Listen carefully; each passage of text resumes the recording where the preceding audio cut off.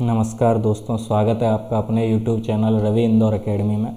हम SSC GD के एक नए प्रैक्टिस सेट के साथ आए जो प्रीवियस ईयर है। जैसा कि आपको पता है एक सीरीज चल रही है, तो उसी से रिलेटेड ये 25 क्वेश्चन है।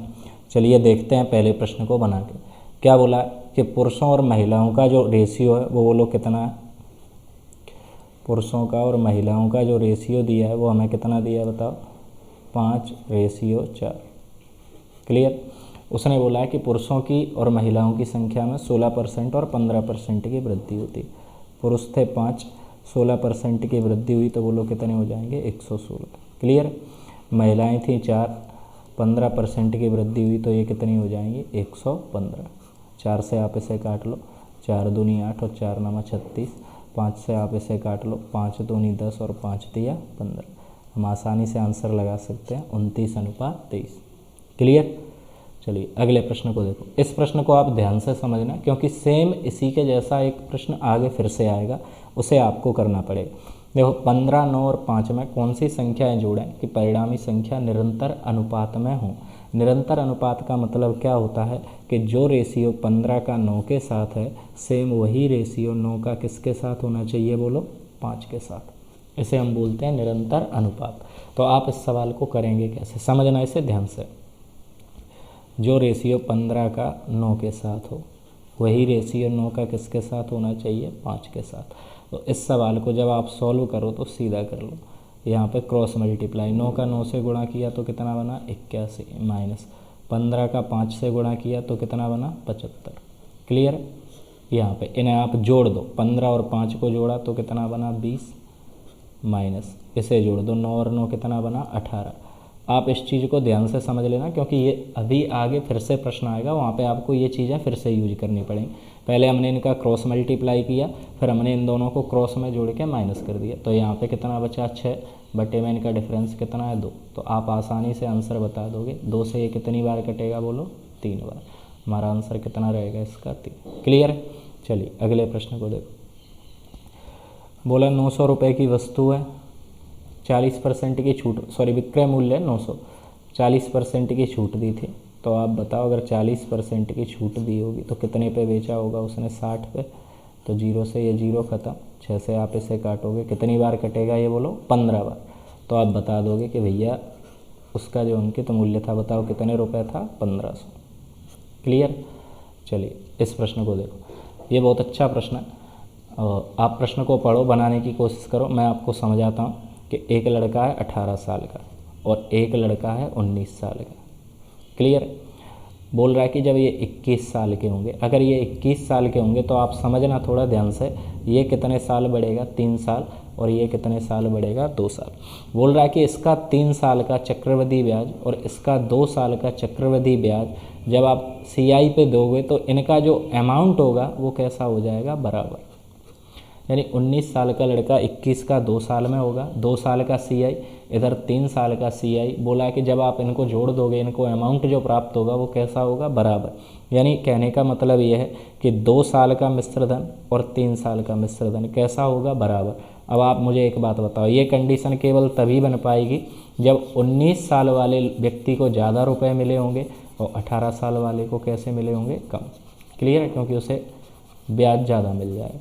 तो आप इसे 2 तरीक़ों से कर सकते हो सवाल को। पहले आप समझना ध्यान से, ये 18 साल का लड़का, ये 19 साल का, दोनों तरीके बता रहा हूँ मैं आपको, 18 और ये 19।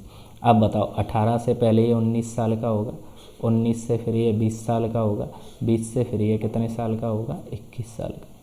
यहाँ पे 19 से ये 20 साल का, 20 से ये कितने का बनेगा, बोलो 21 साल का। क्लियर। तो यहाँ पे ये 2 साल का है, लेकिन यहाँ पे ये CI बताओ कितने साल का है, 3 साल का। तो 1 साल एक्स्ट्रा लगा, 1 साल जो एक्स्ट्रा लगा है CI हमारा, वो कितने % की रेट पे है, 5% की रेट पे।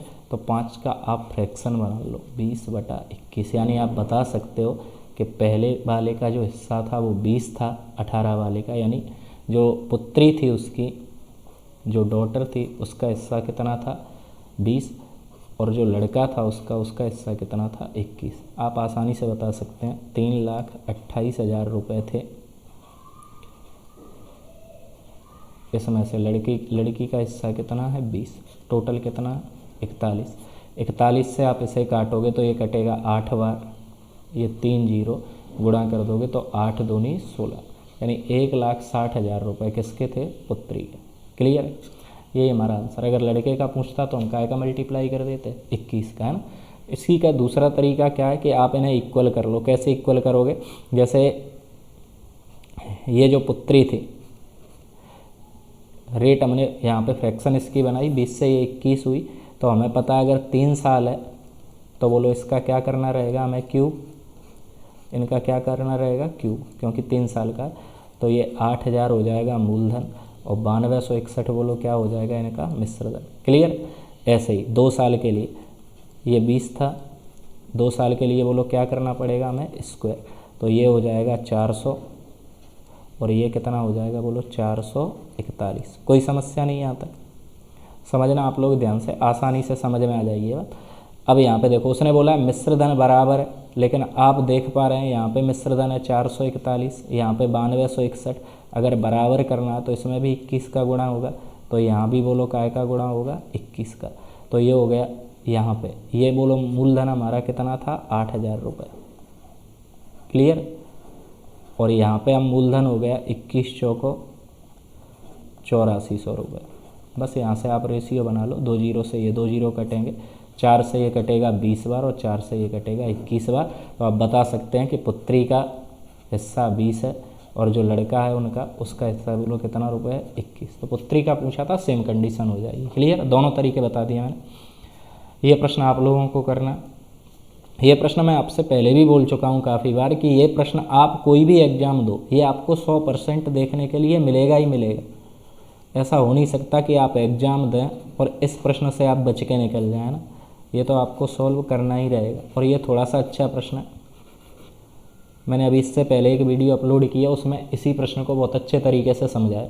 बोला कि ये नंबर कैसे डिविजेबल है? बोलो 99 से। 99 को हम क्या लिख सकते हैं? 11 × 9। कोई समस्या नहीं। तो 9 का रूल क्या है कि आप सबको जोड़ दो। 9 का रूल क्या है? All sum of all digits, sum of all digits, सबको जोड़ के 9 का भाग दे दो। अगर चला गया तो संख्या कटेगी, नहीं तो नहीं कटेगी। तो आप इन्हें जोड़ लो। 6 5 11 2 13 3 16 और 6 22, 22 और 7 29, 29 और 8 बोलो कितने हो जाएंगे? 37। क्लियर? तो हमने इन्हें जोड़ा, कितने हुए? 37। बोलो क्या 37 9 से कटेगा? नहीं। तो इससे आगे क्या पढ़ा? पढ़ो 9 से 37 से आगे क्या आएगा? 45। 45 तो कटेगा 9 से, तो हमें कितना जोड़ना पड़ेगा बोलो इसमें? 8। यानी हमें ये पता है कि यहाँ पे P और Q की जगह पे हम सिर्फ ऐसी डिजिट रख सकते हैं जिनका सम कितना हो? 8। तो आप देखो पहला ऑप्शन, ये भी 8 है, ये भी 8 है, ये भी 8 है, ये भी 8, चारों के चारों ऑप्शनों में 8 सम मिल रहा है। तो हमें क्या करना पड़ेगा? वैल्यू पुट करनी पड़ेगी। अब 11 का रूल अप्लाई करेंगे। अभी ये 9 का किया था, अब 11 का।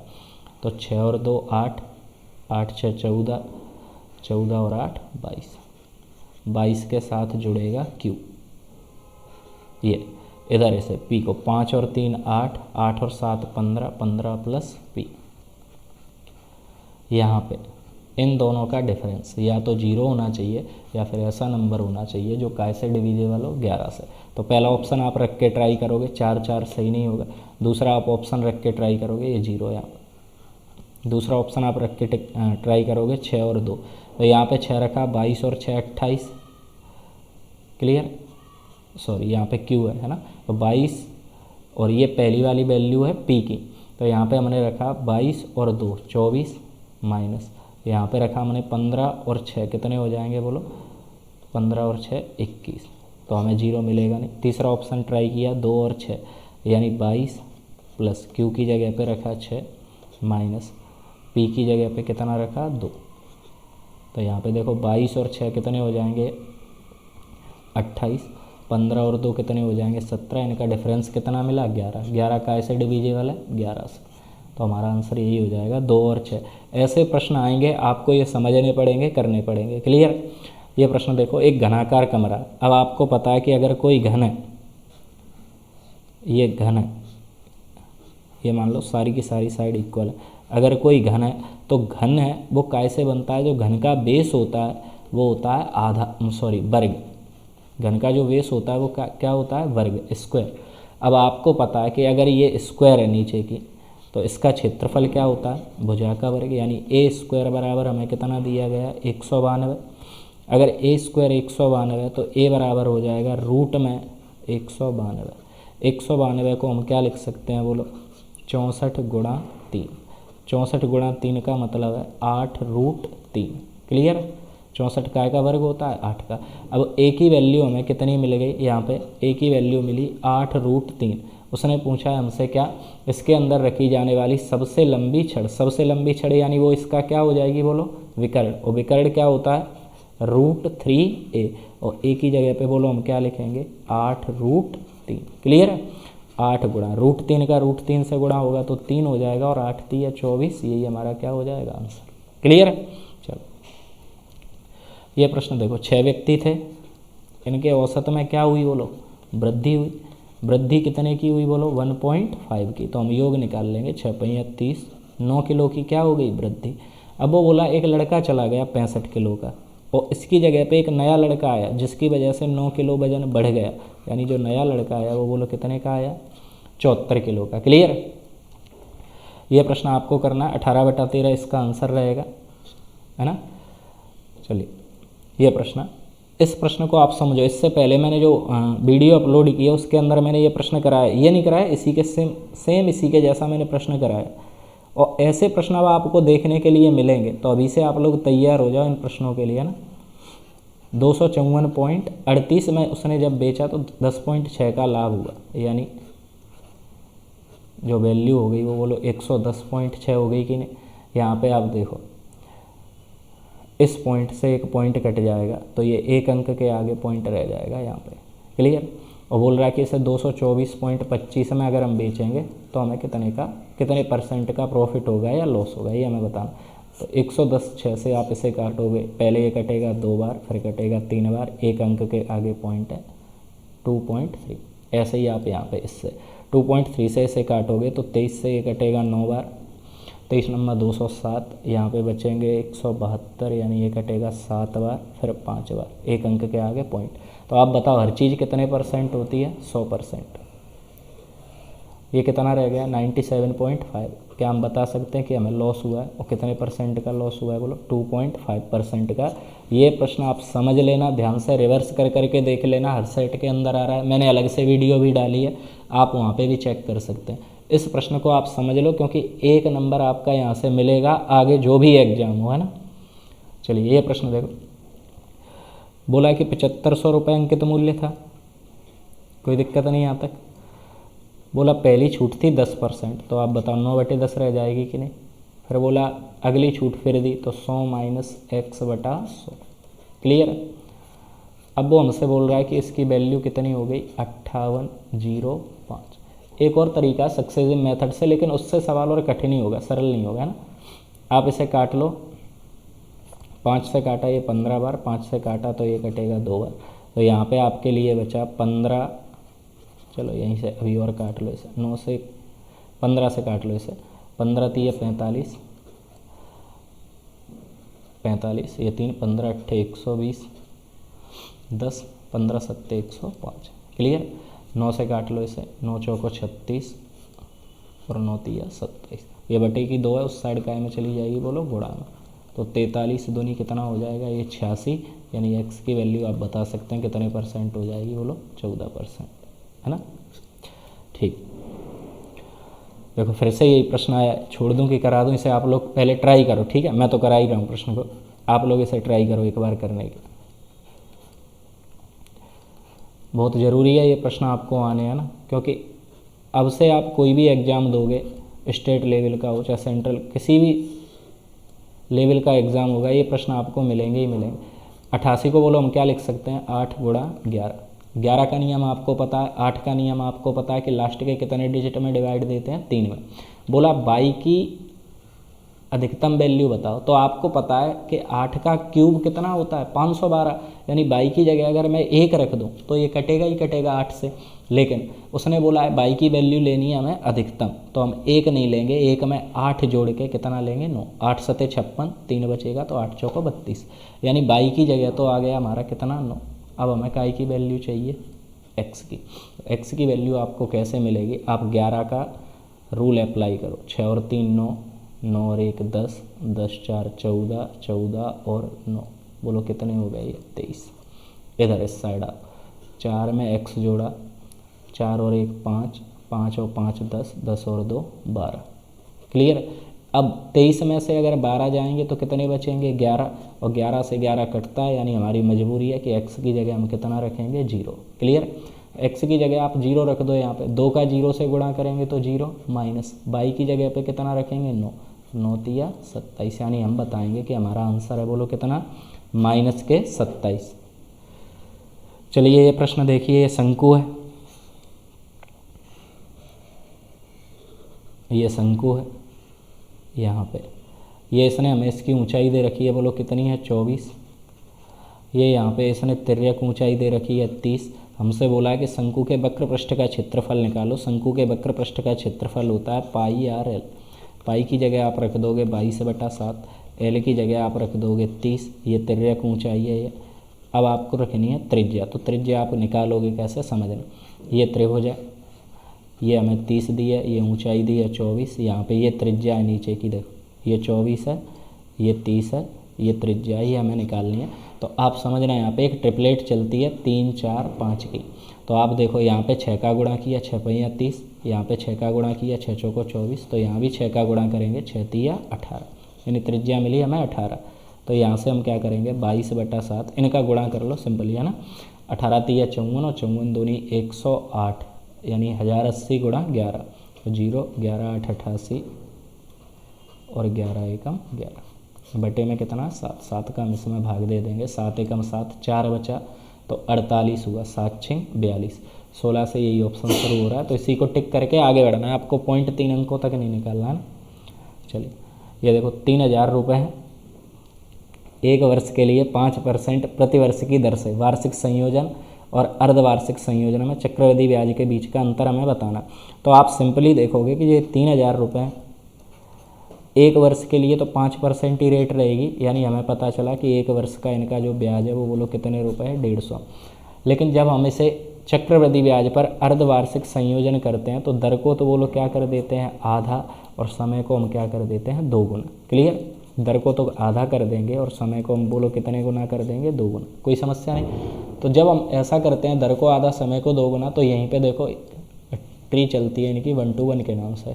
तो साधारण ब्याज तो यही रहेगा 75 75 150, लेकिन 75 का यहाँ पे हम जो इनका डिफरेंस है वो 75 का बोलो कितना होता है? 2.5%, क्योंकि दर आधी हो जाएगी। यहाँ से आप हटा सकते हैं 25 चौको 100, 5 से काटोगे तो ये 15 बार, 5 से इस 40 को काटोगे तो ये कटेगा 8 बार, यानी आप लगा सकते हैं 1 सही 7/8। क्लियर। चलिए ABC है,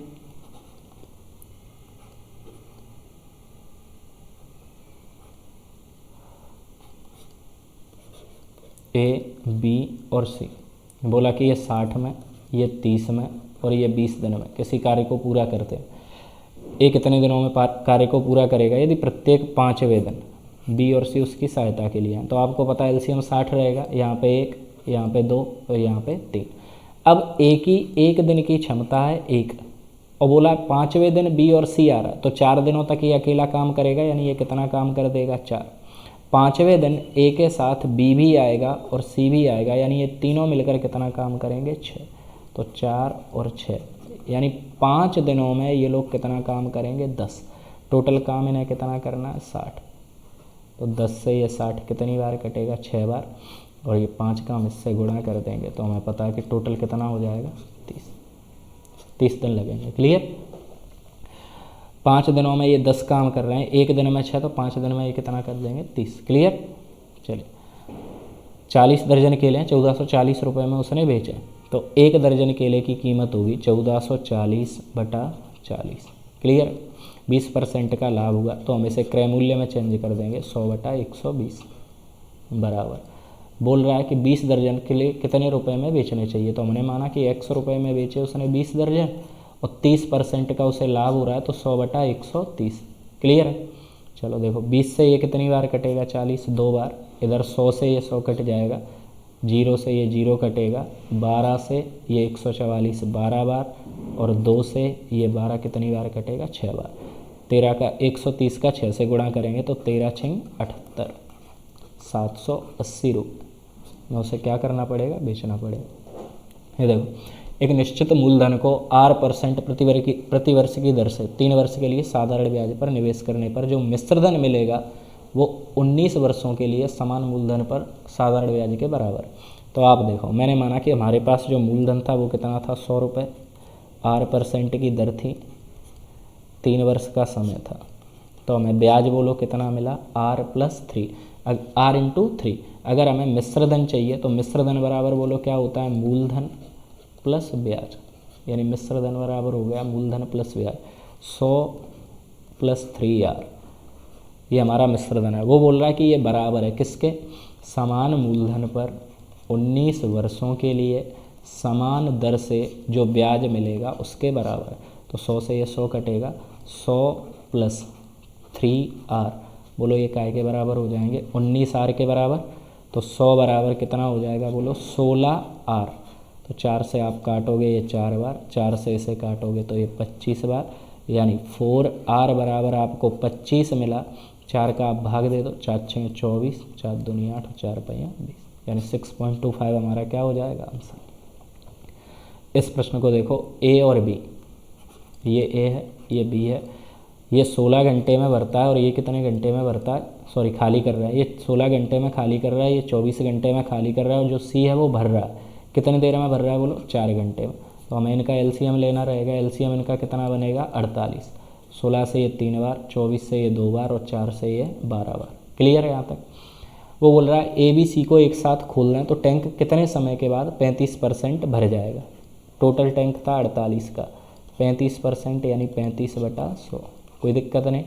उसने बोला जब इन तीनों को साथ में खोलेंगे तो ये दोनों तो खाली करेंगे 5 और ये भरेगा कितना, 12।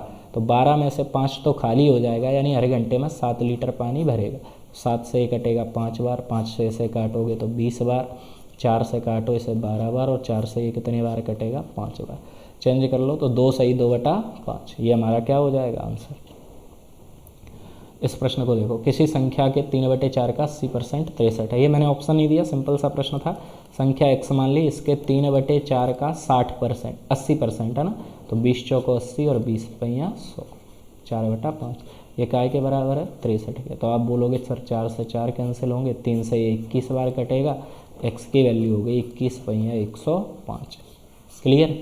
चलो इस प्रश्न को देखो, 15 रुपये प्रति पैकेट की दर से 360 पैकेट खरीदे। जब भी ये प्रश्न आए ना तो ये जो वैल्यू आपको दी है कि कितने पैकेट खरीदे, 360, इसका यहाँ पे कोई मतलब नहीं रहता। हम ये मान के चलते हैं कि 15 रुपये प्रति पैकेट के हिसाब से उसने कितने पैकेट खरीदे, 100। कितने पैकेट खरीदे, 100, क्योंकि हर चीज़ 100% होती है। तो हमें पता चला कि इसने खरीदे कितने में, 1500 रुपये में। अब उसने बोला है कि 60 रुपये के 60% 18 रुपये के, तो बोलो इसने कितने में बेच दिए ये, 1080, क्योंकि 100 का 60% 60 होता है। शेष कितने बचे, 40। तो 40 को उसने बेचा है 20 रुपये प्रति पैकेट के हिसाब से, यानी 20 चौको 80, 800 रुपये के। ये इसने क्या किए हैं, सेल किए हैं। तो आप इन्हें जोड़ दो, 1080 और 800, यानी 1880 रुपये के उसने क्या किए हैं, बेचे हैं।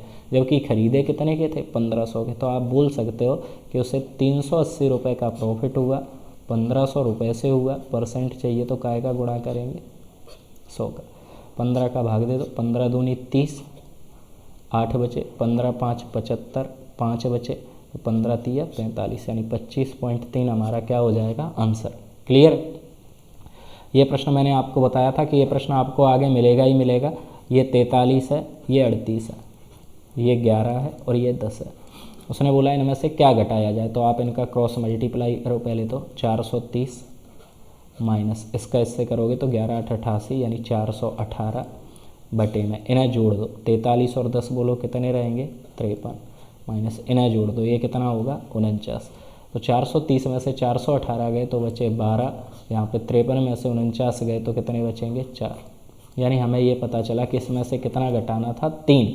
यानी x की वैल्यू हमें कितनी मिल गई, 3। x की वैल्यू हमें कितनी मिल गई, 3। अब हमें मध्यानुपाती निकालना है, तो मध्यानुपाती होता है b² = AC। क्लियर। मध्यानुपाती चाहिए यानी b² चाहिए, तो a की जगह पे इसे रखेंगे, 11 तिया 33, क्योंकि x की वैल्यू हमने अभी निकाली है, बोलो कितनी आई है 3।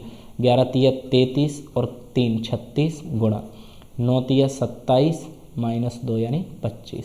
तो आप बता सकते हैं कि b बराबर 6 गुणा 5, क्योंकि 36 काय का वर्ग होता है 6 का, 25 काय का होता है 5 का, यानी उसका जो मध्यानुपाती है वो कितना है 30।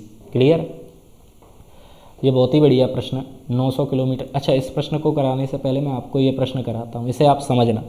जब भी आपसे दूरी पूछी जाए, जब भी आपसे क्या पूछी जाए, दूरी, जब भी आपसे दूरी पूछी जाए तो दूरी बराबर आप क्या करेंगे, चालों का गुणा। क्या कर देंगे आप, चालों का गुणा इनटू समय बटे चालों का अंतर, चालों का अंतर। अगर समय मिनट में हुआ तो यहाँ पे क्या लिखोगे 60। क्लियर। और समय की एक परिभाषा है कि अगर वो पहले और बाद पहुँच रहा है तो समय को प्लस कर दो, पहले पहले पहुँच रहा है माइनस कर दो, बाद बाद में पहुँच रहा है तो माइनस कर दो। दूरी आप ऐसे ही निकालें। तो चालों का गुणा, यानी एक चाल है 50, दूसरी चाल है 30, समय 10 और 10 कितने हो जाएंगे 20, बटे में चालों का अंतर 20 गुणा यहाँ पे क्या आ जाएगा 60। 20 से ये 20 खत्म, 30 से ये 60 दो बार खत्म, 2 से ये 50 बोलो 25, यानी आप बता सकते हैं कि दूरी कितनी है हमारी 25। क्लियर है। दूरी बराबर आपको ये करना है चालों का गुणा इंटू समय बटे चालों का अंतर गुणा 60।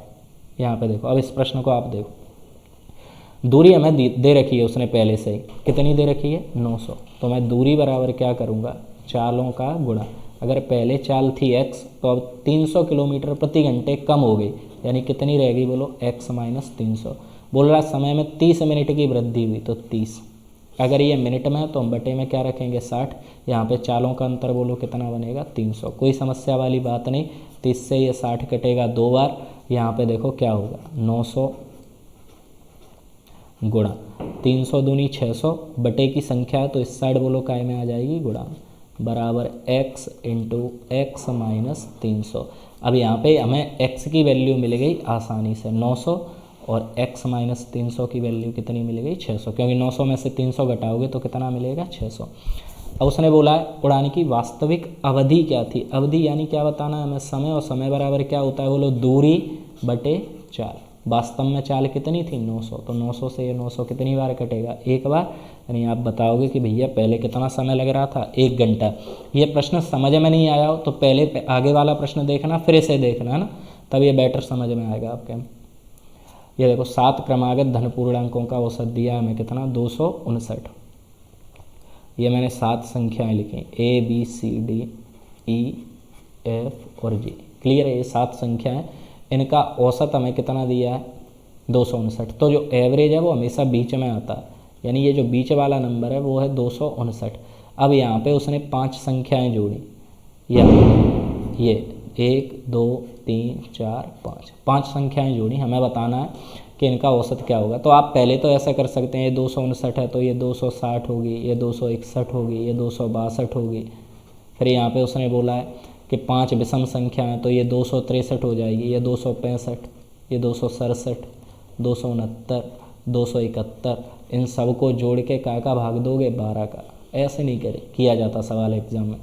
ये 259 है, आपको पता है ये 259 है, ये 1, ये 2, ये 3, यहाँ पे ये कितनी बड़ी होगी 4, ये बड़ी है 6, ये बड़ी है 8, ये बड़ी है 10, ये बड़ी है 12।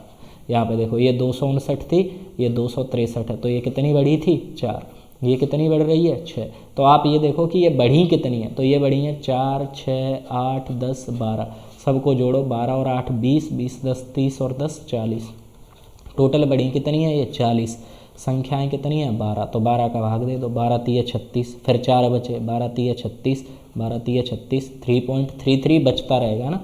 पहले एवरेज कितना था 259, अब औसत बढ़ कितना गया 3.33, यानी आप बता सकते हैं अब औसत हो गया 260.33, 62.33। क्लियर। आप इस सवाल को समझना, बेसिक से कर तो लोगे लेकिन एग्जाम में नहीं बनेगी बात, है ना। चलिए देखते हैं अगले प्रश्न को। ये बोला x और y इस प्रकार हैं कि x के 3% और y के 2%। तो ये मैंने लिखा x का 3% यानी 3x% है ना, y का 2% यानी 2y%। उसने बोला है कि ये जो वैल्यू है वो x के 2% और y के 6% के 2/3 के ये कैसी है वैल्यू, बोलो बराबर। तो आप मुझे बताओ, ये अपॉन की 3 इस साइड का में पहुंच जाएगी मल्टीप्लाई में, तो ये हो गया 9x + 6y बराबर 4x + 12y। यहाँ पे परसेंट हमने दोनों साइड से क्या ले ली, कॉमन, और परसेंट से परसेंट कैंसिल कर दी। क्लियर। तो 9x में से 4x गए, कितने बचेंगे 5x। 12y में से 6y गए तो कितने बचे 6y। यानी आप बता दोगे कि भैया x की वैल्यू है 6 और y की वैल्यू कितनी है 5। बस रख दो यहाँ पे। बोला x का 3 गुना यानी 6 का 3 गुना कितना होगा 18, y का 2 गुना यानी 5 का 2 गुना कितना होगा 10। काट दो इन्हें, 2 से ये 9 बार, 2 से ये कितनी बार कटेगा 5 बार। क्लियर है। चलो ठीक है, मिलते हैं फिर अगली वीडियो में, है ना। ये पीडीएफ अपनी ख़त्म हो गई। 25 क्वेश्चन। आप लोग जुड़े रहिए हमारे साथ, ऐसे ही वीडियो बनती रहेंगी। पर डे 10 से 15 क्वेश्चन की एक्स्ट्रा वीडियो मिलेगी और ये आपको मिलते रहेंगे। जल्दी ही कोशिश करेंगे कि आप लोगों को बाकायदा एक टॉपिक बाई टॉपिक, जैसे नंबर सिस्टम है, सिंप्लीफिकेशन है, परसेंटेज है, टॉपिक बाई टॉपिक भी ख़त्म कराएं, है ना। तो ये प्रोसेस जल्दी ही चालू करेंगे। आप लोगों को आई होप कि समझ में आ रहा होगा सारी की सारी चीज़ें, जैसा हम मेहनत कर रहे हैं ना। आप भी उतनी मेहनत करो जितनी हम लोग कर रहे हैं। क्लियर। चलिए मिलते हैं अगली वीडियो में।